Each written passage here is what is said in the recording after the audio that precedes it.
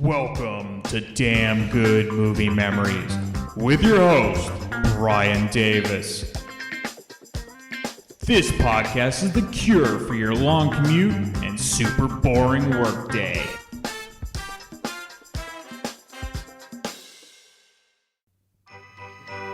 This holiday season, let Paramount Pictures take you for the ride of your life with Airplane 2, the sequel.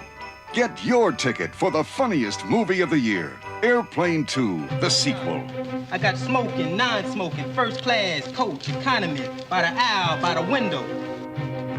Airplane 2, the sequel, reunites old friends. Ted, I have the strangest feeling we've been through this exact same thing before. Except this time I know exactly what I'm doing, Elaine. Well, my goodness, Scraps is a boy dog, isn't he? Airplane 2 gives you more drama. We've been thrown off course just a tad. In space terms, that's about 500,000 miles. The bumps you feel are asteroids smashing into the hull of the ship. We're also out of coffee. More action. That your puppy, son? Yeah, his name's Scraps and he's going to the moon with us. Oh, no, I'm sorry. No dogs are allowed on the shuttle. I'm afraid Scraps will have to be shot. And more romance. Sir, you should really put that case in the compartment above your head. I'll keep it with me. Well, I can help you if you can't get it up. The word is out. Now, what kind of traveler's checks were they? They were American Excess. Oh, I'm afraid you're screwed. Amore! See Airplane 2, the sequel, because it will grow hair on bald men, make fat ladies thin, let fish breathe out of water, make blind men see, give hope to the depressed and the downtrodden, let the sun shine on a cloudy day, remove warts, help convicts go straight, clear up bad skin, turn an upside-down cake right side up. And by the way, you may now remove your 3D glasses and immediately return them to the attendant in the lobby. We hope your use of these glasses has enhanced your enjoyment of scenes from Airplane 2, the sequel, the funniest comedy of the year. Airplane 2, the sequel. Hey there, it's Brian Davis, and for this week's episode, we're going to cover the movie Airplane 2, the sequel from 1982. The studio Paramount Pictures released date December 10th, 1982, with a running time of 85 minutes. The rating is PG, the budget was $15 million, and the box office took in $27.2 million, making it the 28th ranked movie of 1982. Rotten Tomatoes gives it 42% rotten from 19 reviews. Roger Ebert at the time gave it 2 out of 4 stars, and here's his review. The first 5 or 10 minutes of Airplane 2, the sequel, are genuinely funny. So funny I thought that maybe this movie was gonna work. That turned out to be a premature hope. The new inspirations quickly run out and Airplane 2 turns into a retread, plundering the same situations and characters that made the original Airplane so funny. Too bad, but I can't say I wasn't warned. 3 weeks ago, the nation's film critics received letters from a Los Angeles public relations agency advising us that their clients, David Zucker, Jim Abrams, and Jerry Zucker, the makers of the original Airplane, had no connection with the sequel. That made sense, since the original Airplane was such a berserk, manic celebration of every possible zany idea involving airplanes, that how could they possibly have enough material left over for a second movie? Still, there was always the possibility that new talent could come along with new ideas for a sequel. And that was what I was hoping for with Airplane 2. It doesn't work out that way. After the movie's opening burst of comic inspiration, it settles into a pattern, recycling the original Airplane, and even repeating some of the jokes, like the one involving Peter Graves as the licentious, perverted pilot. The big difference this time is that the aircraft isn't a passenger jet, but a space shuttle to the moon. After the onboard computer goes haywire, the shuttle departs from course and hurtles through the asteroid belt as it begins to fall towards the sun. I think the asteroid belt and the sun are in opposite directions, but that, of course, is the last kind of question you're supposed to ask during a movie like this. There was a strange thing about the original Airplane. Even though it was a spoof, even though it was an anarchic plot, put on from beginning to end, it somehow did hook into our fears of flying. At some dumb basic level, we were concerned about how that airplane was ever going to get back to Earth again, and our concern gave the movie a narrative thread from beginning to end. Just like the original 1970 Airport, itself a pretty silly movie, the original spoof worked partly because of how we feel about airplanes. Airplane 2 never really seems to know whether it's about a spaceship. It's all sight gags, one-liners, puns, funny signs, and scatological cross-references. There's no story. I'm not saying a movie this silly needs to have a story, but wouldn't have hurt. Another difference between parts 1 and 2 is that the first movie was able to exploit our association with its stars, particularly Lloyd Bridges and Robert Stack and Peter Graves. They play against their own images as only they could. Part 2 doesn't really use them, it just hires them and has them stand around doing the dumb stuff in the script. The first movie was satire, the second is yucks. And yet, if Airplane 2, the sequel, ever turns up on a double bill with a movie you do want to see, I'd suggest staying in the theater for the first 10 minutes. The gags involving the metal detectors, the check-in counter, and the passenger unloading zone are really funny. Maybe the makers of Airplane 2 exhausted their powers of comic convention at that point, because comedy is fairly hard work. And that's the end of Ebert's review. Ebert just nails it for this film, but this is like comedy comfort food for me. I know I shouldn't be eating it, or even enjoying it as much as I do, but every now and then, I'll put on the sequel and be amused. It's not even in the same league as the original, but I know that going in. So since I saw both the original and the sequel around the same time when I was a kid because of home video, I was too young when they were first released, I would often confuse some of the jokes that appeared in the sequel, thinking they were in the original. Okay, let's get into the main cast. You have the returning characters of Robert Hayes, Julie Haggerty, Peter Graves, Lloyd Bridges, Steven Zucker, even though he's not called Johnny for some reason. You can also check out my original episode. It was episode 200, I believe, where I covered the original Airplane. That is a classic, and my favorite movie of all time. All right, as Ebert mentioned, the Zucker brothers and Jim Abrams, who were the writers and directors for the original, they were dead set against a sequel, and were never involved, nor have they ever seen the sequel. Frankly, I see where they were coming from, and you have to admire their integrity because I guarantee they were offered tons of money to do a sequel. But where else could you really take the film? And this sequel kind of proves that, as you will hear. The director and screenwriter of the sequel was Ken Finkelman. Funny enough, that same year he wrote the sequel to Grease. And I guess he was Paramount's go-to sequel guy when the original folks bowed out. Okay, let's get into the film. So in the original Airplane, the movie, it started with a Jaws parody, including the Jaws theme song with the top of the plane flying through clouds like Jaws in the water. In the sequel, it's a Star Wars parody with a spaceship and the following title sequence appearing on screen from bottom to top. By the close of this 20th century, construction of colonies in the lunar surface had begun, and with this colonization came a new era in space travel. As our story opens, Mayflower 1, the first passenger shuttle to the moon, prepares for its maiden voyage. A voyage filled with hope, yet destined for disaster. Meanwhile, in a galaxy far, far away, Princess Samora lay back in her bed as the handsome young knight enters the room. The princess slipped off her robe, revealing her silky white thighs. The knight embraced her roughly, and then begins to caress her soft, round, and then a spaceship comes crashing through the title sequence. We then cut to Houston, the future, and we hear the same original theme from the first Airplane. We get a few timely jokes of the era, like this is 1982. As a courtesy bus for Iran Air arrives at the airport with some armed men getting out of the van with blindfolded hostages in tow. Another sight gag is the metal detector where people walk through. The buzzer goes off for all the men that walk through, while a bell goes off for the women and the video screen shows them topless. And frankly, with airport security, this is likely happening today with the chamber you have to enter now. We then get another joke which was very 1982. Operator, can I help you? Phone home. Phone home. Please deposit $6 million for the first 3 minutes. So in the first film, the young boy who was in the cockpit and that Captain Over was quite fond of was named Joey. In this film, it's Jimmy. This definitely led to confusion when trying to quote Captain Over. Even before we get on the plane, you can assume that Jimmy will be the guest in Captain Over's cockpit. The slight difference is that the Jimmy character brings his dog, Scraps, on the plane.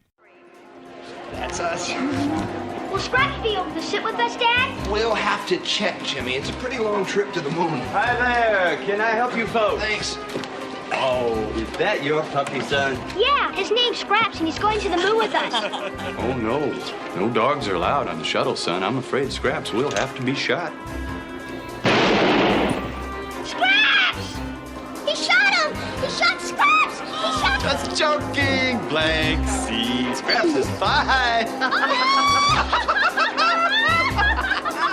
The Hare Krishnas have their own airline in this film called Transcendental Air, and you can sit in one of the chanting or non-chanting sections. Another passenger is told that she can only have one carry-on and chooses to check in her baby in a basket with the luggage. And I think that's a wise choice. So as you heard from the Jimmy and Scraps clip, a shuttle is flying passengers to the moon. We then see Elaine, Julie Haggerty, reprise her role from the first film. However, she's not with Ted, she's with a pilot named Simon Kurtz, played by Chad Everett, and she's now engaged to him. Another funny sight gag is the metal detector again. This time the guards let people in with weapons and artillery right through, while detaining a little old woman and patting her down. In the meantime, it seems our old friend and hero Ted Stryker has told Elaine that the space shuttle program needs some more time to test before launching. However, he had another mental breakdown, and Simon disregards Ted's evaluation. But you can still tell that Elaine still cares about Ted. Another 1982 gag is when we cut to the Ronald Reagan Hospital for the Mentally Ill. We cure people the old-fashioned way. Now, this goes back to when Reagan was the governor of California in the late 1960s, and he made budget cuts to the mental hospitals. However, what's never talked about, 2 years later, he reversed his budget cuts and increased spending to a record amount for the time. Of course, this is always left out by his detractors, but I digress. In any case, this is where Ted is being held, and his doctor is played by the great John Vernon. And we get the first repeat of a main gag from the first film as Ted tells a story from his past to the doctor, and the patients listening decide to shoot themselves because of the boredom of Ted's story.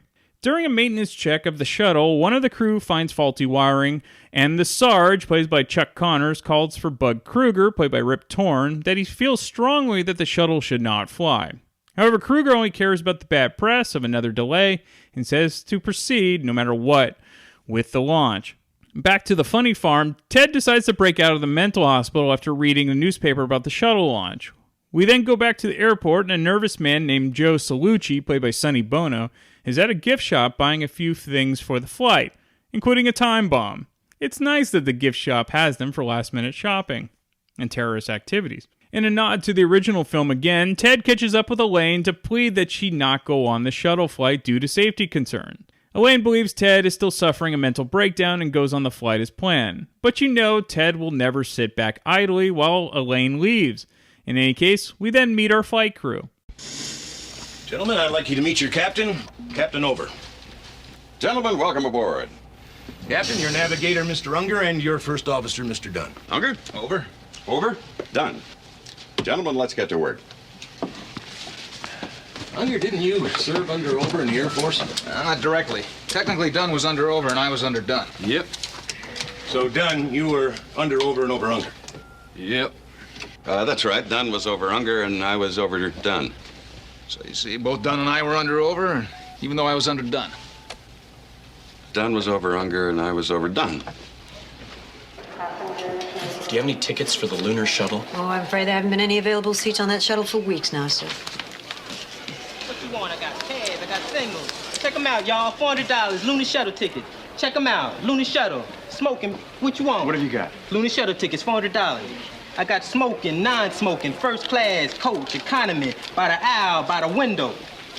Take it easy, my man. So the flight takes off, and we get to meet some of the passengers. Joe is reading Psycho Month magazine, while a priest on the flight is reading the latest issue of Altar Boy. Hello, we'll be serving breakfast in a few minutes. Will all three of you be eating? Yes, thank you. And Jimmy, when you're finished, if you like, I'll take you up front and you can take a look at the cockpit. Gee, that'll be neat. I'm sure I'm glad they let Scraps right up here with us, Dad. I bet Scraps is gonna love the moon. Do you think things will be a lot different on the moon, Dad? Oh, it's gonna be terrific. Whole new world, new kids to play with. Does that mean no more headlines about the rape trial? How many kids get a chance to live on another planet? No more kids yelling? Your old man's a psychopathic sex pervert? Look, a man can make an honest mistake. Anyway, she was asking for it. They're all asking for it all the time. Dad never slaps me around at home. It must be his coffee. No, I've been serving Dad decaf. Maybe he's just an asshole. You know, dear, this reminds me of the first train trip we ever took. Out to your mother's house, remember? How could I forget? You were so nervous about meeting my mama. And I declare you were pacing the aisle all the way from St. Louis to Sioux Falls. And how about the time we hopped in the family car and drove all the way to Woodstock? Oh, that was a time. And you got hold of that bad acid and didn't come down for 2 weeks. You kept telling everyone that you were Jesus Christ, and then you jumped a roof because you thought you could fly. What a bummer. No shit. So the last couple was in the first film. The woman who was the one who had the eggs coming out of her mouth after the food poisoning, that's who that is. Also, we get another flashback from Ted as he sits next to an older woman. She was the same in the first film that hanged herself after being bored to death by one of Ted's, famous stories. In the sequel, she never claims to get airsick, but then starts vomiting after Ted's boring stories. Anyway, Ted talks about the trial that led to his mental breakdown after the flight to Chicago in the first film. I couldn't believe what was happening to me. I think it's important that we establish a few facts so that these people will be prepared to make a fair decision. First, were you or were you not the chief test pilot for the Lunar Shuttle XR-2300? Yes. Now, on the 5th day of October this year, that shuttle crash landed during a test flight. Were you or were you not the pilot on that flight? Yes, but I wasn't... And, Mr. Stryker, is it not true that that crash was a direct result of your incompetence? No! The problem was with that ship, not with me. And that thing was a flying death trap. Do you swear on the Constitution of the United States to tell the truth, the whole truth, and nothing but the truth, so help you God? Ain't no thing. Would you describe, in your own words, what happened that night? Check it, bleed. Bro was on. Didn't trip, but the folks was freaking, man. Hey, the pilots were laid to the bone, home. So blood hammering out and damn, Jim. Shit. Tighten that bad sucker side the runway like a mother. Shit. I know I wouldn't be alive today if it wasn't for Mr. Stryker. I find it difficult, even now, to think about that night over Chicago. Please try, Mrs. Hammond. It's very important. Well, we lost the crew. And the food poisoning made us all very ill. I lost control. We all did. And then the bad weather and the lightning. I gotta get out of here. I gotta get out of here. Down, get a hold of yourself. Stewardess, please let me handle this. I gotta get Calm down. Now get back to your seat. I'll take care of this. Calm down. Get a hold of yourself. Don't you want it on the phone? Everything's gonna be fine. I gotta get out of here. This is very important. Let the court handle this. Will you please control yourself? Bailiff, Valium!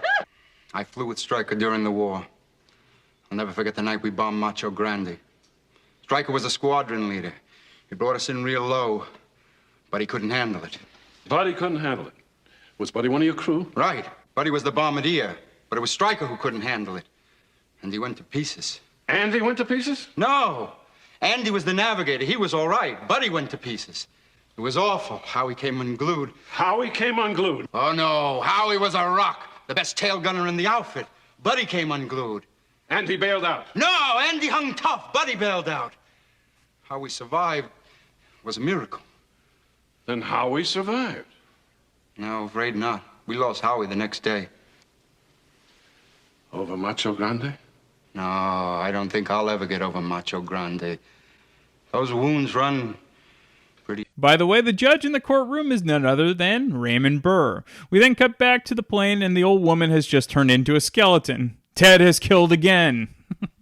However, there are far greater problems as the plane's main computer is beginning to malfunction, as Ted always feared. And then Jimmy and Scraps get to meet Captain Over in the cockpit. Jimmy, You like it when Scraps holds onto your leg and rubs up and down? Jimmy, did you ever wonder why dogs sniff each other in the... Well, Captain, is everything A-okay? Yes, everything's fine. Right, Jimmy? And now the crew has to deal with Rock, the computer, malfunctioning. What are you doing, Dave?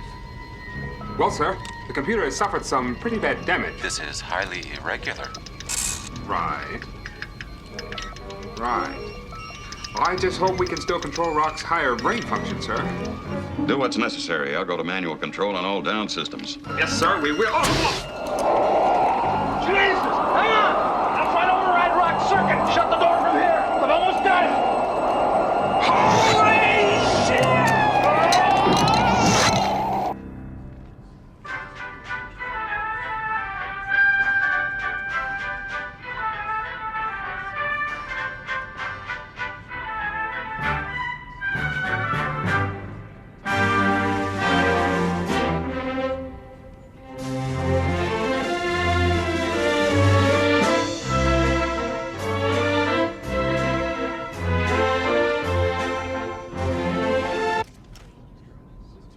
Did you see that? Excuse me? There's 2 crewmen out there. Look.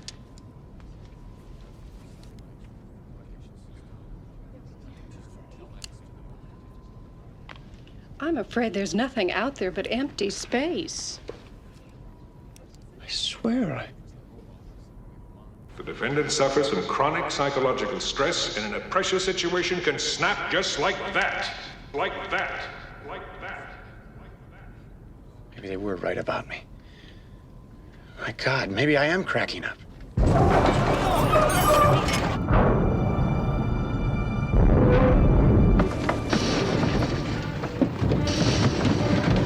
What's happening, Captain? We're off course and computer locked. That fire in Rock's core must have played havoc with his higher brain functions. Captain, Mr. Dunn and Mr. Unger were sucked out in airlock in the computer room. Both together? Mr. Dunn and Mr. Unger were sucked out in airlock in the computer room. Don't panic. Calm down, ladies. Now, are there any other problems? Captain, we've run out of coffee. Damn, if I told him once, I told him 100 times. Store extra coffee! Peter Graves delivers the last line perfectly. And now it's time for Elaine to calm the passengers. Ladies and gentlemen, please calm down. Please listen to me. I want to tell you what's going on with the ship. Thank you. We've been thrown off course just a tad. What's a tad? Yes. Exactly, what's a tad? What exactly is a tad? In space terms, that's about 500,000 miles. Oh, that's... The bumps you feel are asteroids smashing into the hull of this ship. Also, we're flying without a navigational system and can't seem to change course. Miss, are you telling us absolutely everything? Not exactly. We're also out of coffee.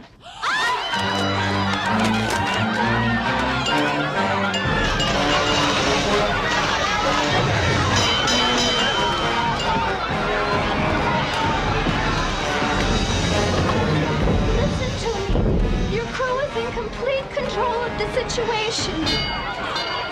Trust me, there's absolutely nothing to worry about.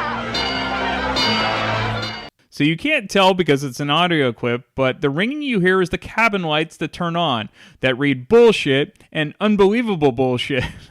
And in a nod to the original Mission Impossible TV series that Peter Graves starred in, when Captain Over attempts to disconnect Rock, Rock gasses him, and then the Mission Impossible theme song plays.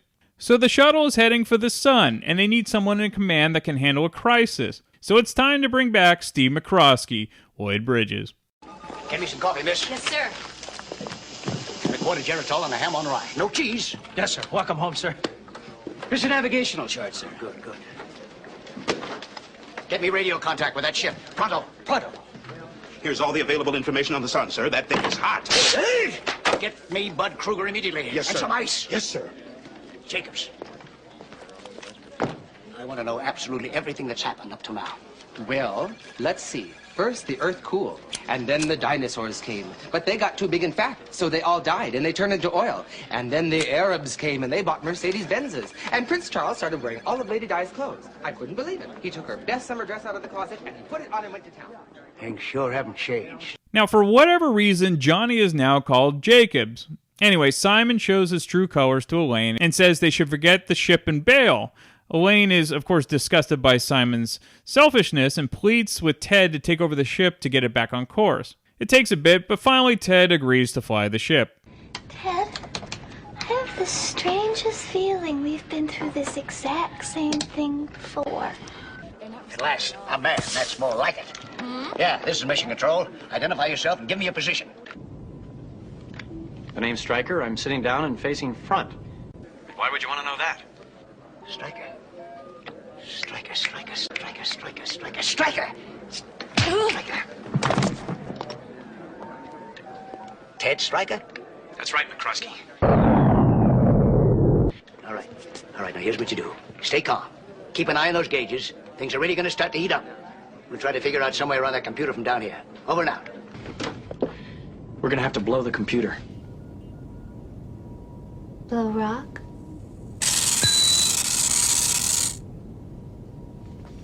That's right, Elaine. Ted, there's no way you can do it. What do you mean? That computer has a self-defense mechanism. I don't know how we can get around it. We've already lost 3 men, and I don't want to lose you too, Ted.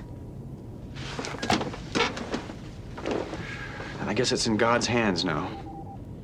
I'm Father O'Flanagan. I'm a man of God.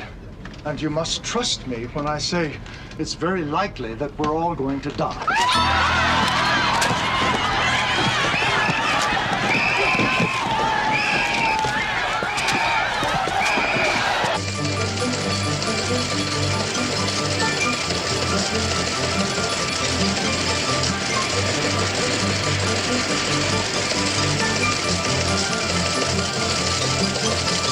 Our top story tonight, 4-alarm fire rages through downtown Buffalo. Also in the news, Lunar shuttle heads for the sun and certain disaster. Our top story tonight, 4-alarm fire rages through downtown Tokyo. Also in the news, American lunar mission locked in death struggle. A 4-alarm fire in downtown Moscow clears way for a glorious new tractor factory. And on the lighter side of the news, hundreds of capitalists are soon to perish in shuttle disaster. This country was run by vegetarian women rather than flesh-eating men. This whole space disaster would never have happened.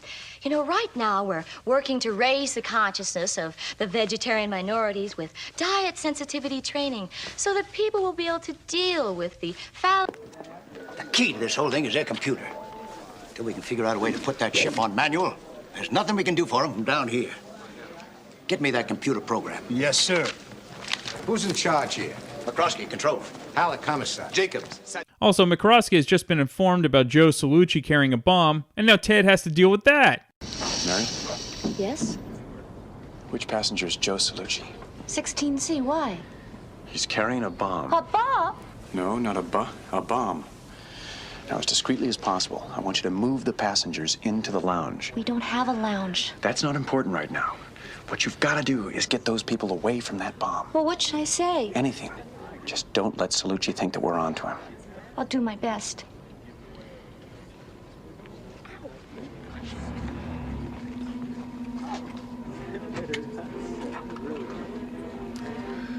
Attention, ladies and gentlemen, please. Would everybody move to the lounge who is not carrying a bomb? Don't move! Mr. Salucci, they know about you back home. Stay where you are! Joe, you don't want to blow that thing and kill all these innocent people? I don't care about them! Joe, listen to me. It's hopeless. No one's ever gotten away with a stunt like this before.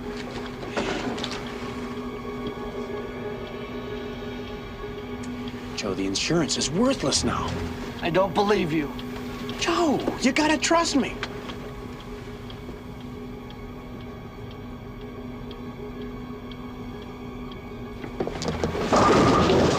No one's gonna hurt you. No one has to know about your problem. No one has to know you're impotent. Don't say that word!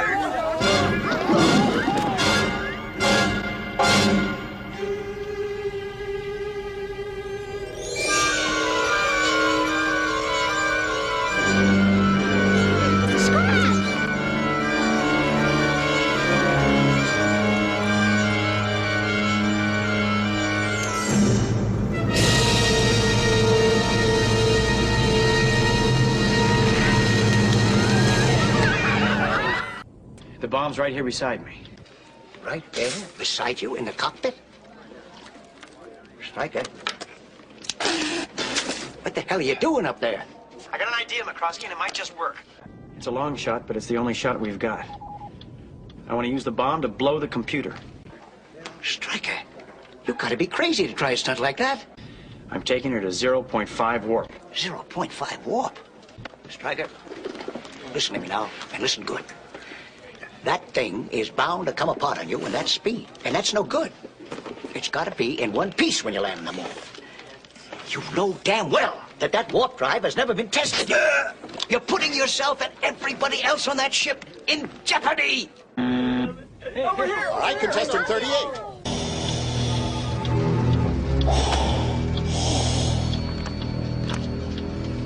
Stryker, listen to me now and listen good. You're going to be on lunar radio range any second. The next transmission that you receive will be from Bunk Murdoch at Alpha Beta Base. And Stryker, son, we're all betting on you. I'll take 5 to 1, they all die. 8 to 5, the women and children. 9 to 5, they all die. 6 to 4, they lose the crew. 0.5 warp, God help me, nobody's ever traveled at that speed before.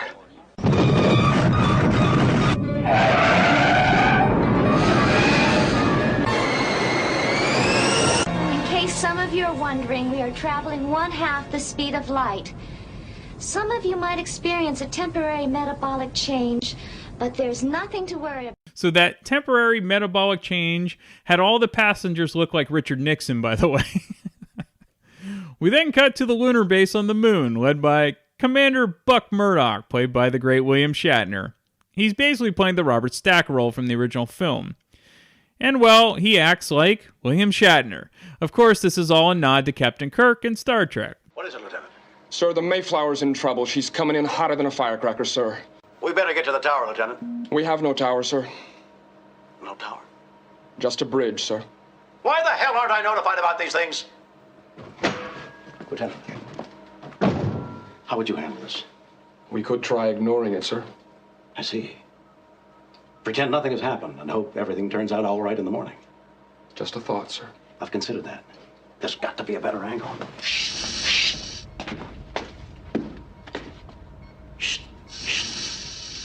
If they've lost their crew and are on manual, who's in control of that bucket, Lieutenant? Some guy by the name of Ted Stryker, sir.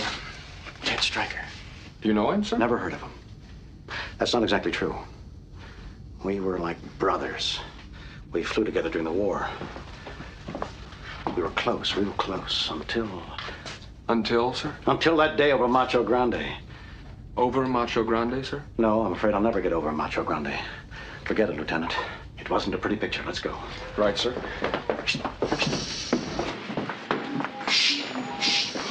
What have you found? All I found is that these red lights keep moving back and forth. Aside from that, this thing seems to have no other function whatsoever, sir. Well, that's impossible. It must have some sort of function. I mean, why would the government put all that money into a thing with red lights that keep going back and forth? Doesn't make any sense. Keep working on it. Sir, yes, sir, these lights keep blinking out of sequence, sir. I see. What should we do about it, sir? Get them to blink in sequence. You.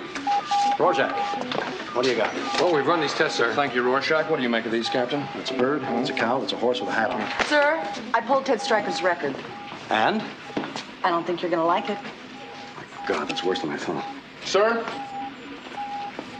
They should hit our atmosphere in about 3 minutes. How do you want to play it? I want a 6-foot trench dug around the entire base. Fill it with gasoline. Sir. You. Yes, sir. Get the women and children to the lower shelters. Contact the Japanese ambassador. Sir. Rorschach! Yes, sir. Get me a complete file on everyone who's seen the Sound of Music more than 4 times. Yes, sir. On second thought, kill those orders. Downscope. Fate can play a strange game sometimes, Lieutenant. Fate, sir? Stryker wipes out his entire squadron over Macho Grande. And now those people's lives up there are in his hands. I guess irony can be pretty ironic sometimes. But it's his ship now. He's the top dog. The big man. Numero uno honcho. The head cheese.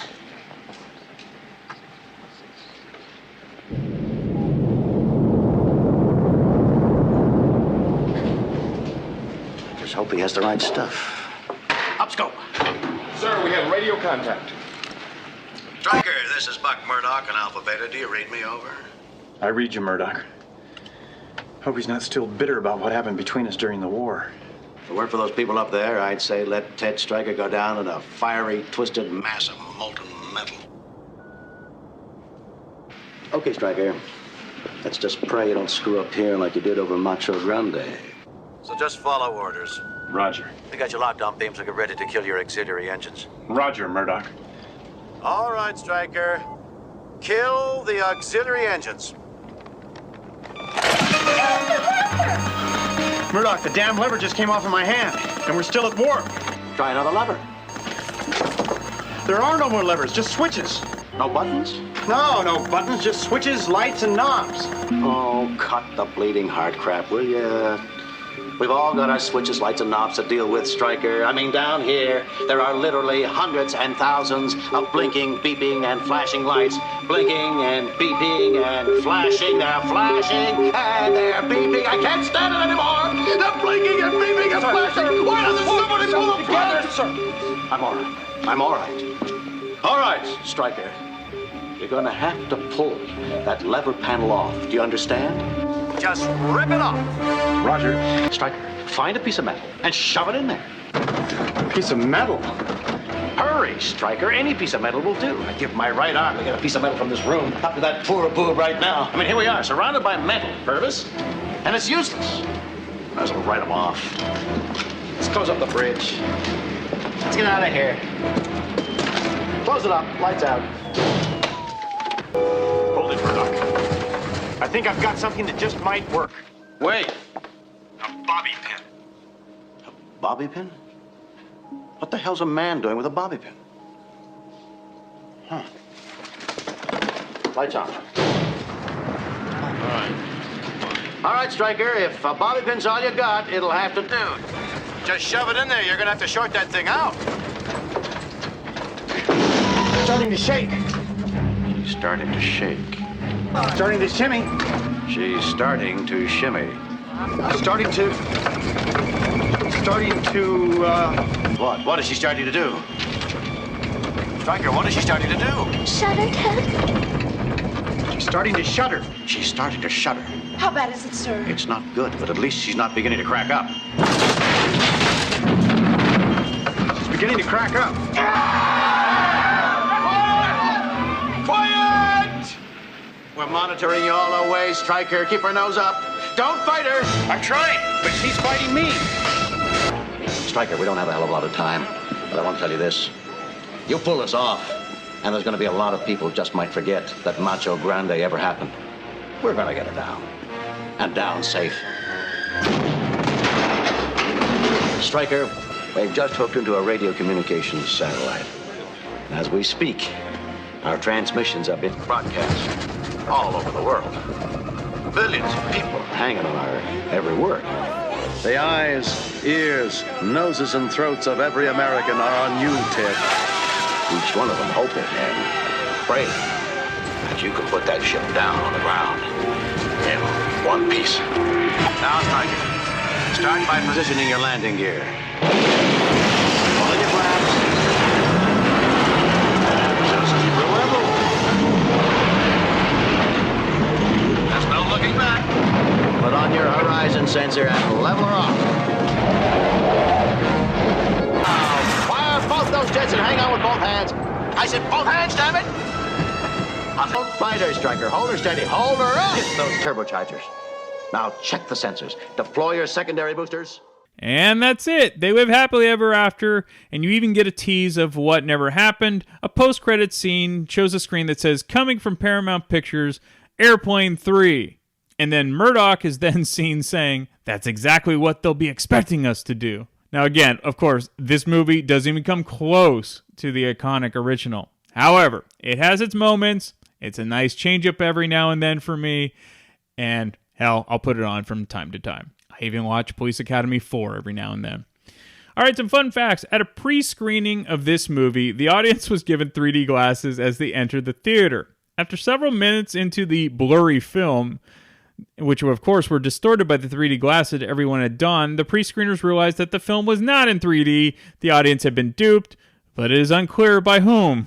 Leslie Nielsen turned down an offer to return as Dr. Rumack due to his commitment to the comedy series Police Squad, which was, of course, created by Zucker, Abrams, and Zucker. That was, as you know, is the creative team behind the original Airplane from 1980.